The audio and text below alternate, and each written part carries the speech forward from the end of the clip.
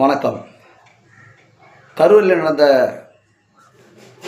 பொதுக்கூட்டத்தில் கலந்து கொண்டு கூட்ட நெரிசலில் சிக்கி மரணமடைந்த அப்பாவி தொண்டர்களுக்கு ஆழ்ந்த இரங்கலையும் வருத்தத்தையும் நாட்டு நடப்பு யூடியூப் சேனல் வழியாக தெரியப்படுத்திக் கொள்கிறோம். இந்த மரணம் யாரால் நடந்தது, எதால் நடந்தது, எப்படி நடந்தது என்று எல்லோருடைய கேள்விகளும் எழுப்பிறாங்க. நீ தமிழ்நாட்டில் ஒட்டுமொத்த மக்களும் ஏன் இப்படி நடந்துச்சு, பாதுகாப்பு குறைபாடுகள் இருந்ததால் தான் இப்படி நடந்து விட்டதோ என்று.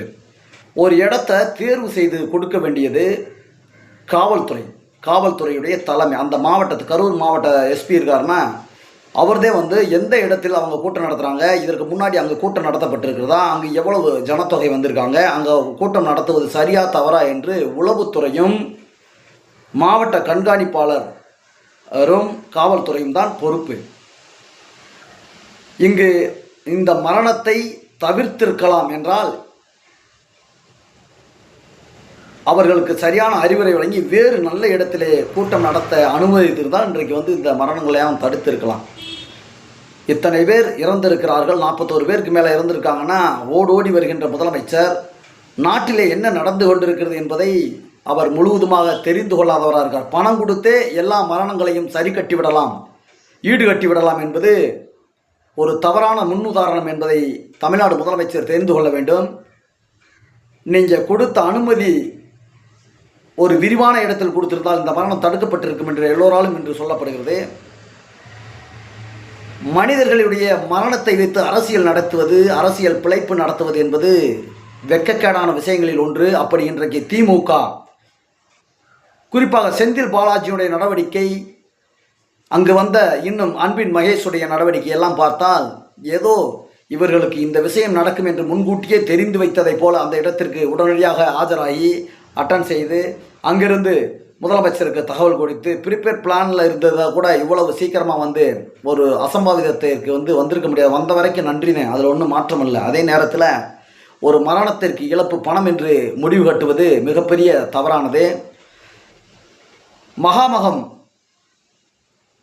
கும்பகோணத்தில் மகாமகம் நடந்த இடத்துல ஜெயலலிதா அம்மையாரும் சசிகலா அம்மையார் அவர்கள்லாம் அந்த குளத்திலே நீராடிய பொழுது நூற்றுக்கணக்கானவர் இறந்து விட்ட அன்னைக்கு எந்த விதமான கொந்தளிப்பை ஏற்படுத்தியது திராவிட முன்னேற்ற கழகம் என்று தெரியும்.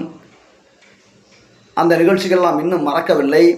முழு பொறுப்பையும் ஏற்று ஜெயலலிதா அரசை விலக வேண்டும், டிஸ்மிஸ் செய்ய வேண்டும் என்றெல்லாம் பேசினாங்க. இன்றைக்கி திராவிட முன்னேற்ற கழக அரசு இந்த மரணங்களுக்கு முழு பொறுப்பை ஏற்று முதலமைச்சர் மு.க. ஸ்டாலின் அவர்கள் பதவியை விலக வேண்டும். ஏனென்றால் ஒவ்வொருவரும் தமிழ்நாட்டில் வாக்களித்தவங்க, திமுகவுக்கு வாக்களிக்காதவங்க எல்லாமே எல்லாத்துக்குமே முதலமைச்சர் ஒரே முதலமைச்சர் தான். ஆக நல்லது நடந்தால் எங்களால் நடந்தது என்றும், ஒரு தீமை நடந்தால் வேறொருவர்கள் மீது பழி போட்டு விட்டு போவது ஏற்புடையதல்ல என்பதை சொல்லி தாவேகாவுடைய வளர்ச்சியை பிடிக்காமலே அவர்களை ஒரு இக்கட்டான சூழ்நிலைக்கு தள்ளி இருக்கிறார்கள். விஜய் அவர்களுக்கு நெருக்கடி கொடுக்கிறோம் என்ற பெயரிலே இன்றைக்கு அப்பாவி மக்களுடைய மரணத்தை குடித்திருக்கிறார்கள். இதற்கு முழு பொறுப்பை ஏற்று தமிழ்நாடு காவல்துறை ஏற்க வேண்டும், தமிழ்நாடு காவல்துறையுடைய உளவுத்துறை ஏற்க வேண்டும், தமிழ்நாடு முதலமைச்சர் ஏற்க வேண்டும். ஹோம் மினிஸ்டராக இருக்கக்கூடிய முதலமைச்சர் ஏற்கணும். இந்த தவறுக்கு நாங்கள் தான் பொறுப்பு என்று சொல்லிவிட்டு போகணும். பணத்தை கொடுத்து விட்டு கும்பிடு போட்டு விட்டு போகும் பழக்கத்தை நிறுத்த வேண்டும். மக்களே, ஒரு கட்சி வளர்ச்சி அடைகிறது என்றால் அந்த கட்சியோடு போட்டி போட்டு நீங்களும் வளர்ச்சி அடையணும்.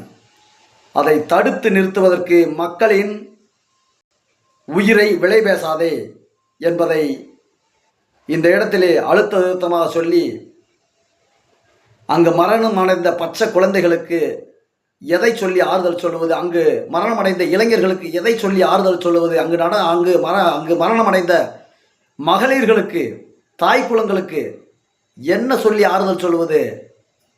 இதையெல்லாம் மக்கள் பார்த்து கொண்டிருக்கிறார்கள்.